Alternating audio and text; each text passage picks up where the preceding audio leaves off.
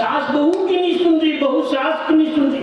हालांकि यहाँ गोविंदा का मामला नहीं है, हमारे उदयपुर का। यहाँ तो जितनी सास बहू है सब आदर्श सास बहू, इनको पुरस्कार मिलना चाहिए कि इतनी सास बहू हिल मिल के रहती है। लेकिन हमारे वहाँ कोई किसी सास बहू की सुन नहीं रहा। सास जेलर बनी हुई है तो बहू पीटीआई बनी हुई है, चल रहा है। सास कहती है कि जब मैं बहू थी तब सास अच्छी नहीं थी, अब मैं जब सास हूँ तो बहू अच्छी नहीं है। सास चाहती है कि उसकी बहू बहुत सुंदर हो, इतनी ठंडी जैसे दिसंबर हो, इतनी ठंडी जैसे दिसंबर हो, पढ़ी लिखी हो समकक्ष, पढ़ी लिखी हो समकक्ष, गृह कार्य में दक्ष, कोयल सी उसकी बोली और वो हो बहुत भोली।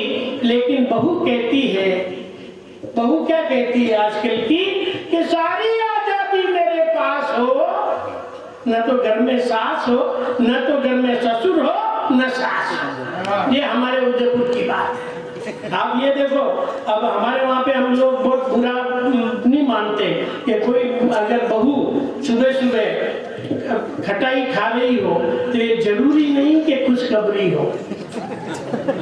कोई बहू अगर खटाई खा रही हो तो ये जरूरी नहीं कि खुशखबरी हो, पता नहीं रात की उतरी नहीं हो। समय समय की बात है, बहुत बढ़िया बात चल रही है, बहुत अच्छा कवि सम्मेलन चल रहा है।